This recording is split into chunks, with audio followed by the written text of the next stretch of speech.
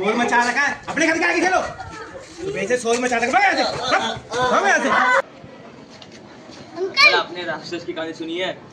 कौन सी कहानी? कुछ नहीं सुनी मैंने। वो राक्षस किसी बच्चे को अपने बगीचे में खेलने नहीं देता था। उसके बाद कुछ दिनों बाद उसका बगीचा मुरझा गया। उसके बाद उसने सोचा मैंने बहुत गलत किया है, इसलिए उसने अपने बगीचे का दरवाजा खोल दिया और सब बच्चों को खेलने दिया। अंकल आप भी हमें खेलने दो। नहीं तो आपका ये खड़ा मुरझा जाएगा और आपके यहाँ पे कोई बच्चा खेलने नहीं आएगा, ठीक है ना?